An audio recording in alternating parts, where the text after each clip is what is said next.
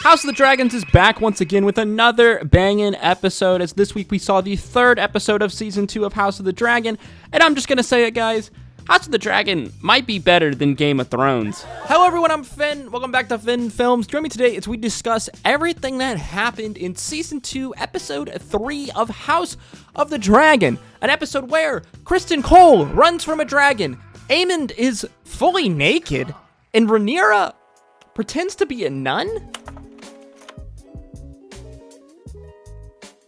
So where we last left off on House of the Dragon, King Aegon's son Jaehaerys was brutally murdered by Daemon's assassins in the night.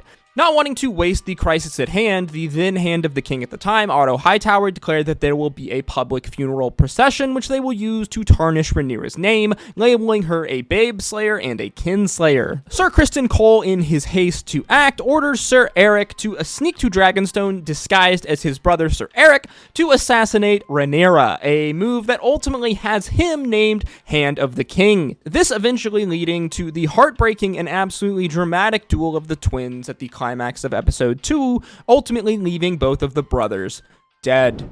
Episode 3 opens in the Riverlands, probably the most hotly contested region for both the Greens and the Blacks in this upcoming war. The Riverlands forces combined could be over more than 40,000 swords to whoever can control it. The scene opens with a standoff between the Brackens and the Blackwoods, two ancient houses of Westeros that have been feuding for, well, as long as anyone can remember. Why they're feuding? Well, who the fuck knows? A standoff then occurs between a set of Bracken and Blackwood men, the Blackwoods accusing the Brackens of moving the border stones which divides their lands. The standoff eventually escalating to insults as we, the audience, learn the Blackwoods have declared for Rhaenyra while the Brackens have declared for Aegon. The standoff eventually escalating to violence as we have this really great transition from this fearful knight's face to a battlefield littered with corpses. As once again, for the umpteenth time in Game of Thrones lore and history, the Brackens and the Blackwoods have once again escalated their blood feud to violence. I absolutely love this scene, and I love Season 2 of House of the Dragons and how they are really focusing in on all of these kind of minor players and bigger picture of this feud between the Greens and the Blacks, this great civil war of the Targaryens. It really gives this awesome look into the war, as the war is really starting to permeate to the other regions of Westeros and affect those people, whether they be nobles or small folk throughout the world. And it gives an interesting look into two households that really up until this time in Game of Thrones haven't received much screen time at all, but have a very interesting backstory and dynamic. As I said, the blood feud between the Brackens and the Blackwoods has been a really interesting foreshadowing metaphor for the escalating blood feud between the Greens and the Blacks, the two divisions of the Targaryen households. Something that we literally see play out in the next scene in a conversation between Rhaenyra and Rhaenys. Rhaenys telling Rhaenyra that soon no one will remember what actually started this war to begin with. Rhaenyra saying that it is the usurping of her throne which caused the war. Rhaenys chiming back with, is it possibly the death of Luke, or possibly the death of Jaehaerys, or possibly even back when Aemond lost his eye? In the future, no one will remember why this war truly started. This is the case for the Blackwoods and the Brackens, as their blood feud has gone on for so long that no one really knows exactly what started it. All they know is that they will forever hate each other as houses. I thought these scenes were absolutely great, and it does a really awesome job in foreshadowing just how quickly that these feuds will escalate out of control and what will potentially and most likely happen between the Greens and the Blacks, the Blackwoods and the Brackens being a prime example. As well, we learn that Alicent has sent Rhaenyra a message, but Rhaenyra is yet to read it. And Rhaenyra still wants to try and pursue some kind of peace somehow, as she knows that the dire consequences of what dragon-on-dragon combat would mean for Westeros as a whole and the many people who inhabit it. Again, dragons are a metaphor for nuclear weapons in Game of Thrones. In the Game of Thrones books, this is extremely obvious. I'm pretty sure George R. Martin has even gone on record as saying this. This metaphor is even more so obvious in House of the Dragons, as we'll talk about again later on in this episode. We then flash over to Criston Cole in King's Landing on his first day as Hand of the King. We see that Criston is still kind of mentally reeling from the past few days, as well as the grief and shame for his actions with Alicent and the ultimate death of Prince Jaehaerys, and the real complicated emotions that he's probably going through at this point. We have to remember that Criston Cole has had probably one of the biggest come-ups of like any character ever in Game of Thrones. He's literally risen from a no one Dornishman to a Knight of the Kingsguard, and then in just the span of a few days became the Knight Commander of the Kingsguard, the Lord Commander of the Kingsguard, and then the Hand of the King, literally in just the span of like 3, 4, 5 days. As well, we see that Aegon has replaced many of his Kingsguard members with some of his lackey friends. Yes, the nepotism is strong with this one, and they are, well, anything far from Kingsguard material. In the council meeting, we see that Alicent has basically lost like all of her power, influence, or sway that she had at one point, especially with her father being gone from the council, as the men are now in charge, and their blood runs hot with anger and violence. Criston as well is pushing for action in battle, as he, unlike Otto, has always been a man of action, a man of war. Criston deciding that he will ride out with a force to the Riverlands to attempt to sway them to their cause, and then from there proceed to claim Harrenhal. Again, the Riverlands is an extremely important area for the upcoming battle, just as it was in the wars of Game of Thrones, as it has access to fertile farmland and many men and many swords, so whoever controls the forces of this area gains a great boon in the upcoming war. King Aegon, we see, is continuing to grow restless and even more rash. He is more aware now than he has ever been before about how much of a fraud that he truly is. Again, trying to make rash decisions in order to try and prove himself to hide from the fact that he is a fraud. Aegon is hell-bent on riding out with Criston Cole on his dragon in the Riverlands to battle, something that much of his council advises him to not do. Back in Dragonstone, we have some more teasing and foreshadowing for a potential new dragon rider to come, as Viserys' dragon, Seasmoke, has grown restless.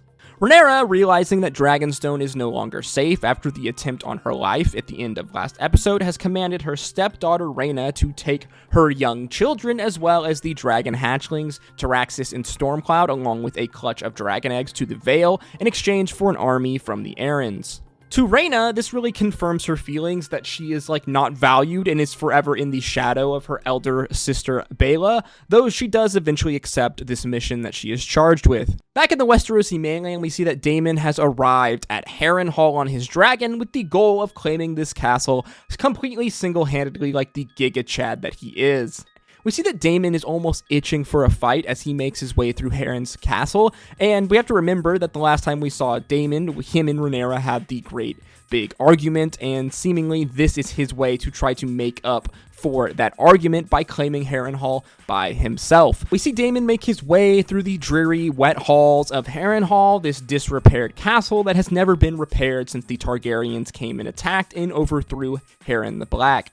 The castle, though, to our shock, is basically completely unguarded and has no fortification at all, and is currently under control by Sir Simon Strong, the castellan of Harrenhal and the uncle of Larys Strong. Simon immediately swears loyalty to Rhaenyra and Daemon, as he bears no love for the Greens or his nephew, the Lord Larys, who he suspects was the man pulling the strings behind the very suspicious, very sus fire of Harrenhal that killed Lord Strong and his son Harwin Strong. And just like that, Daemon, like the absolute Giga Chad he is, has single-handedly claimed the largest castle in all of Westeros, Harrenhal. Daemon as well is really being kind of classic Daemon here in these scenes, as we see he is very much flirting with this idea of like claiming the throne for himself and declaring himself king. Though he is seemingly still loyal to Rhaenyra, we see that Daemon still has these kind of mixed thoughts, feelings, and opinions, something that Rhaenyra called him out on in the last argument that we had and we saw in episode 2. Back in King's Landing, we see that Alicent's brother, Sir Gawain Hightower, has arrived and will be escorting Criston Cole to the Riverlands. Sir Hightower holding some contempt for Cole, as he did claim his father's position as Hand of the King. On Dragonstones, Rhaenyra's council is once again pressuring her to ride out with her dragons to set fire to everything and end the war quickly, though Rhaenyra is prudent. She knows that unleashing her dragons will bring ultimately ruin and devastation and death to Westeros and its many people, and she does not wish to do so unless it is really the final option. Again, dragons as metaphors for nukes in Game of Thrones, and this is extremely obvious really in these scenes and how Rhaenyra is referring to these threat of a dragon. Rhaenyra referring to a dragon attack, the threat of a dragon attack, as a deterrent to other attacks. This is kind of similar to the concept of a nuclear deterrent that we have between nations in our modern world, and man, does that kind of reference, that metaphor hit real hard in the world that we live in right now. Back in the Red Keep, Aegon is preparing to fly out with Cole on his dragon, Aegon donning the Valyrian steel armor of Aegon the Conqueror. Again, Aegon is aware now more than ever just like how much of a fraud he is, so he is acting rashly and doing everything that he can to overcompensate for this, such as wanting to wear the armor of Aegon the Conqueror, the man that he was named for, the man that he will never live up to, as well as to fly out to war on his dragon. Larys Strong, though, along with many others, realized just how bad of an idea this would be should the worst befall King Aegon, and should he actually die and their cause go completely to ruin. So he decides to persuade Aegon to stay by putting a little seed of a lie into his mind. Larys tells Aegon that there are whispers amongst the small folk that his mother Alicent wishes to reign in his absence with Prince Aemond by his side. A cunning move by Larys. Larys knowing that Aegon will ultimately only make the decision to stay if he believes that it is his own decision. So he puts this lie into his head in order to kind of persuade him subconsciously into doing this. King Aegon ultimately rewarding Larys by naming him Lord of Whispers. We finally get a very revealing scene with a character who we've only kind of seen teased so far in the first 2 episodes, that in the character Hugh the Hammer. Hugh, we come to learn in this episode, though if you've read the books, you would know this already, is a dragon seed, a bastard of the Targaryens, a half-brother to Daemon and Viserys. Being a dragon seed, especially a Targaryen dragon seed, is extremely dangerous business, and Hugh knows that he needs to keep this information relatively secret because it could eventually cost him his life. However, dragon seeds, which we will come to find out, are going to be extremely important in this upcoming war, as dragon seeds having Targaryen blood in their veins or Valyrian blood in their veins potentially possess the ability to ride dragons, to be dragon riders, as Targaryens and Valyrians are seemingly the only people in the Westerosi Game of Thrones lore that can actually ride dragons. Why is that? Well, we don't really know. Preston Jacobs, an awesome YouTuber, did an amazing video which came out like years and years ago, which he explains this through genetics, as many people believe that Game of Thrones is actually a sci-fi story kind of masquerading as a fantasy story, as George R. Martin is a prolific sci-fi writer. I'll link this video, which I find fascinating and quite interesting, in the comment section, or actually in the description box down below.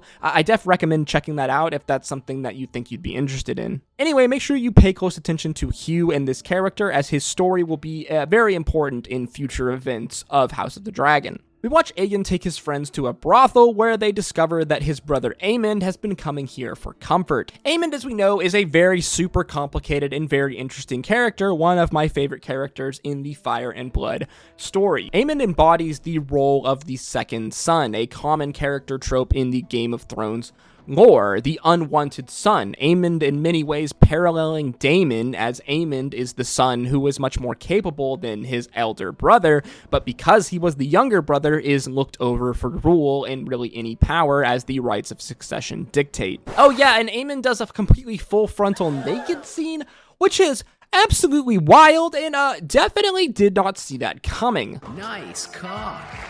On the move in the Riverlands, we see Kristen Cole chastising Sir Hightower for wanting to go and stay in an inn. The two bicker back and forth when suddenly Cole realizes that they are very exposed, that they are in open land, as he looks into the sky, and what does he see but the shadow and the cry of a dragon. The men, now in a sheer panic, ride hard for the tree lines as Baela on her dragons begins bearing down on them, as we remember that Baela has been charged with ordering to patrol the skies in this area around the Riverlands. I absolutely loved this scene. I think it does an amazing job just showing the kind of sheer power and terror that one dragon has the ability to cause, and how the bravest of knights can become complete cowards in the presence of a dragon. The group of knights managing to make it to the tree line in time, but only just barely. The blacks now have knowledge of Cole's plan to move on the Riverlands. Rhaenyra's council, again with knowledge of Cole and his plans, pressures her to attack them with her dragons immediately, but Rhaenyra again resists, wanting to speak with Alicent face to face,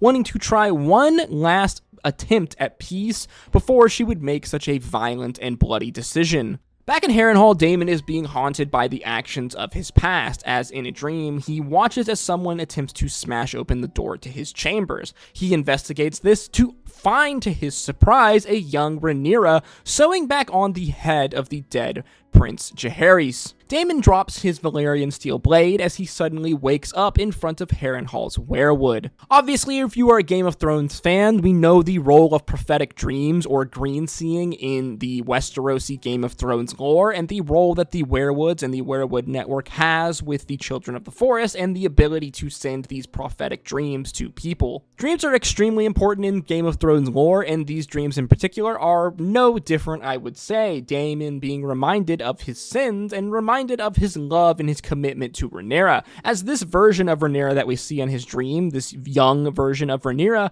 was the person, the girl that Daemon truly did fall in love with and who he truly does care about, and seeing her in this state reminds him of this fact. The scene of Daemon in Harrenhal ending with one of Ser Strong's daughters telling him that he will die in this place. Now that's a bit ominous. Yeah, I'm sure everything is definitely going to be fine there. In the final scenes of episode 3, we see Rhaenyra has made a rather bold decision to try and infiltrate, to smuggle herself into King's Landing in an attempt to speak to Alicent face to face. We see that Rhaenyra is really willing to risk absolutely everything, to risk her life in an attempt to just have a conversation with Alicent so she can try and prevent this bloody war between dragons at all costs, because she knows the consequences that this war between dragons will have. Again, dragons equal nukes. Rhaenyra does actually manage to have this conversation with Alicent within the High Sept, Rhaenyra pushing Alicent to give up her cause, but Alicent does not relent, saying again that King Viserys told her that Aemond should be king on his deathbed. Here we see Rhaenyra really contemplate for the first time that maybe Alicent is telling the truth. Maybe King Viserys, her father, did actually choose to name her younger brother Aegon king, even though for her entire life he stood by his decision to name Rhaenyra his heir.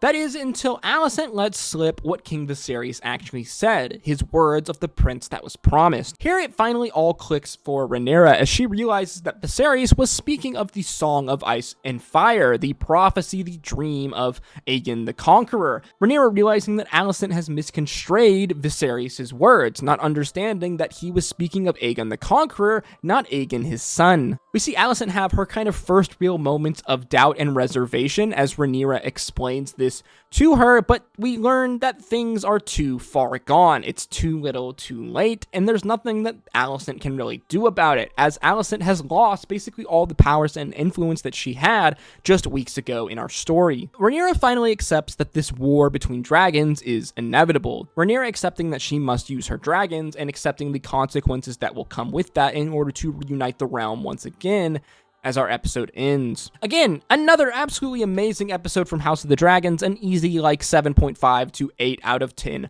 for me. This show is, well, it's just goddamn amazing, from the amazing performance of the actors to like the awesome story script and the written adaptation from Fire and Blood to the absolutely like stunning prop set and like visual effects usage in this show. I mean, House of the Dragons is like a TV series on a scale that like we have never seen before, like ever, I think. I mean, the fact that they completely built a full set for the Red Keep, as well as for Harrenhal, and even for Dragonstone, is like simply awe-inspiring. The lengths that HBO is going to in order to tell this story in its most faithful, accurate way possible is really, I think, something special. If you are into behind-the-scenes stuff, like set design, special effect design, all of those scenes, I definitely recommend checking out the House of the Dragons documentary, The House That the Dragons Built, on Max and HBO, as it really gives kind of an awesome behind-the-scenes access to this show and the making of the show, and it just shows really how absolutely insane producing House of the Dragons truly is. House of the Dragons is easily one of my favorite shows to come out in years. Yes, maybe I'm a bit biased because I am a massive Game of Thrones fan and a massive fan of this story in particular, the story of Fire and Blood and the Dance of the Dragons. In many ways, though, I really do feel like I like House of the Dragons more than I like Game of Thrones, and I do forget that season 1 of Game of Thrones came out all the way back in 2011. Yeah, that was like 13 years ago, and while yes, early seasons of Game of Thrones are fantastic, they still hold up amazingly well. It is actually crazy to see just how far we've come in production and special effects, really in just 13 years. As well, I've said this numerous times now, but House of the Dragons doesn't suffer from a lot of the same problems that Game of Thrones did, as House of the Dragon has an actual ending, so it will not suffer from the same problems that Game of Thrones did in the later seasons. The writers in House of the Dragons actually have a full laid out roadmap from beginning to end, so they actually have something to go on when they are adapting this story into a film script. Meanwhile, we've been waiting years upon years for the next Game of Thrones book, Winds of Winter, to come out, and it seems like we're gonna have to wait another year or two before we finally get it. And even then, the story of Game of Thrones, the story of Daenerys and Jon, will still not be finished. And a part of me really worries that, like, we're never going to actually know what the true ending to Game of Thrones is if George were to, well, I don't know, die before he actually finishes writing this series. Game of Thrones tangent aside, I'm absolutely loving House of the Dragon, and it seems like next week's episode of this show is really going to start heating up, as the conflict now is really brewing in the Riverlands, and dragons are soon to be unleashed upon the realm.